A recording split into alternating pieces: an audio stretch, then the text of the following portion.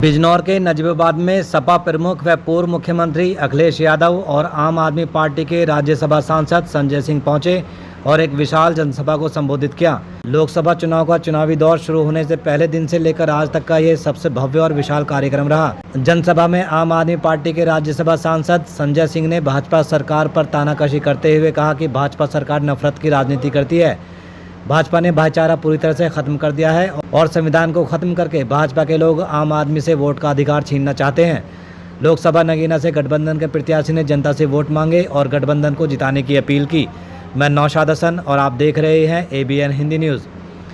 आपको बता दें, जनपद बिजनौर से लोकसभा नगीना सीट पश्चिमी यूपी में सबसे हॉट मानी जा रही है। इस सीट पर भाजपा ने भी एड़ी से लेकर चोटी तक के जोड़ लगा रखे हैं। नगीना लोकसभा सीट से इंडिया गठबंधन प्रत्याशी पूर्वज मनोज कुमार के हक में वोट की अपील करने के लिए सपा प्रमुख एवं पूर्व मुख्यमंत्री अखिलेश यादव, आम आदमी पार्टी के राज्यसभा सांसद संजय सिंह जनसभा में पहुंचे। यह जनसभा नजबेबाद के आज़ाद मैदान हरसवाड़ा में आयोजित की गई थी। पूर्व मुख्यमंत्री अखिलेश यादव के पहुंचने पर गठबंधन के लोगों ने उनका बड़े उत्साह से स्वागत किया। जनसभा को संबोधित करते हुए अखिलेश यादव ने कहा कि भाजपा सरकार नाम बदलने के अलावा कुछ नहीं कर पा रही है। हमने यूपी में डायल 100 सेवा दी तो भाजपा सरकार ने उसका नाम बदलकर 112 रख दिया। अखिलेश ने भाजपा सरकार को गरीबों, मुस्लिमों, किसानों की विरोधी सरकार बताया। उधर जनसभा में आम आदमी पार्टी के राज्यसभा सांसद संजय सिंह ने भाजपा को घेरते हुए कहा कि चुनाव में हारने के खौफ से भाजपा विपक्षी नेताओं को जेल भिजवाने का काम कर रही है। संजय सिंह ने दावा किया कि इंडिया गठबंधन की सरकार बनने के बाद खुशियों की बहार लौट आएगी। जनसभा को संबोधित करते हुए नगीना लोकसभा से इंडिया गठबंधन के प्रत्याशी पूर्वज मनोज कुमार ने अपने लिए जनता से वोट मांगे। जीत दर्ज करने के बाद क्षेत्र में विकास की आंधी चलाने का वादा किया। इंडिया गठबंधन समाजवादी पार्टी देना चाहती है और जब मौका मिलेगा तो उस पक्ष में काम करेगी। वहीं बड़े पैमाने पर नौजवानों की नौकरी छीनी और ये जानबूझ करके पेपर लीक कर रहे हैं। उत्तर प्रदेश में बीजेपी की सरकार है, जहाँ से पेपर लीक हो रहा वहाँ बीजेपी की सरकार है। जब इतना सुरक्षा का इंतजाम किया इन्होंने, उसके बाद आखिरकार क्यों पेपर लीक हो रहे हैं? और जब पहली बार पेपर लीक हुए उसी समय सरकार क्यों सावधान नहीं हुई? सरकार जानबूझ करके पेपर लीक इसलिए करा रही है क्योंकि वो आरक्षण नहीं देना चाहती, वो सरकार नौकरी नहीं देना चाहती। और इनके पास बताने को क्या है, बड़े बड़े होर्डिंग लगाए हैं, कहने को डबल इंजन है, लेकिन दूसरा चेहरा होर्डिंग पे नहीं आ पा रहा, दूसरा चेहरा गायब है। और जनता वोट डाल के जो एक चेहरा बचा है उसको भी गायब करेगी।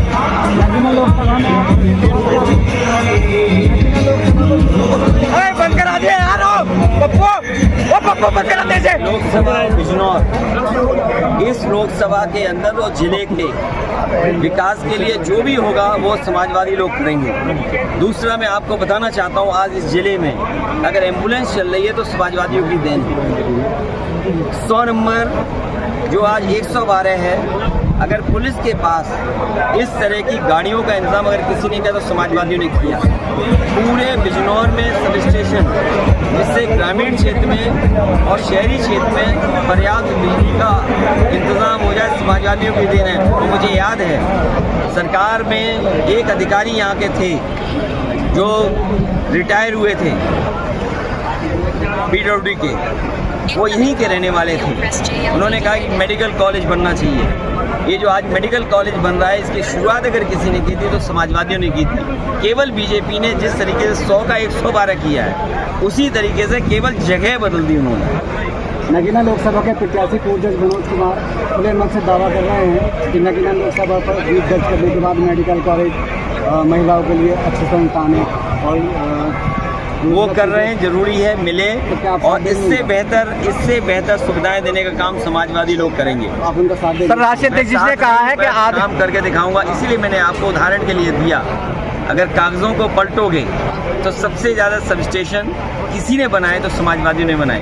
एक समय ऐसा था थाने में पुलिस को डीजल पेट्रोल भी नहीं मिलता था। अखिलेश जी, वो जो फरियादी आता था उससे वसूल करके गाड़ियां चलाते थे। बजट दे करके, गाड़ियां दे करके पुलिस को रिस्पांस सिस्टम अगर किसी ने दिया, समाजवादियों ने दिया। पूरे बिजनौर में हज़ारों ऐसे बच्चे होंगे जिन्हें लैपटॉप मिलेंगे और उन लैपटॉप से अपने आप कुछ न कुछ करने लगे।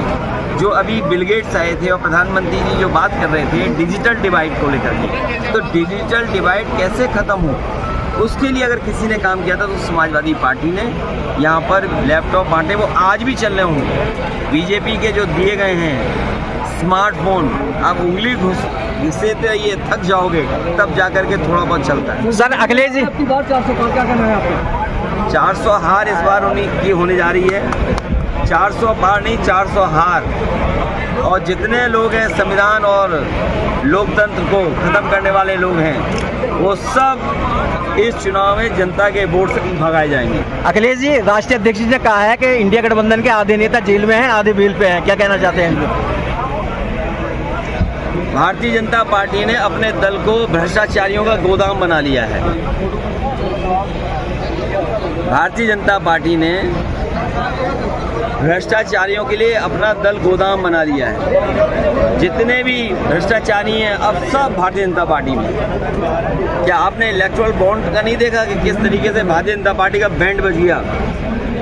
सच नहीं बोल पा रहे हैं। हजारों करोड़ कोई चंदा देता है, ईडी सीबीआई इनकम टैक्स से वसूली हुई है, और ये बात तो सामने आ गई है। ये सरकार संस्थाओं से खिलवाड़ कर रही है, और याद रखना, संस्थाएं कमज़ोर होंगी तो लोकतंत्र कमज़ोर होगा। और ये संस्थाओं में जो मनमानी कर रहे हैं, उसी का परिणाम है कि आज लोकतंत्र कमज़ोर होता जा रहा है। इन संस्थाओं को बचाना है, लोकतंत्र को बचाना है, और कम से कम इन संस्थाओं की क्रेडिबिलिटी तो हो। अगर क्रेडिबिलिटी खत्म हो जाएगी तो हमारे लोगों का भरोसा खत्म हो जाएगा। इंडिया गठबंधन की सरकार आएगी तो आप क्या करेंगे?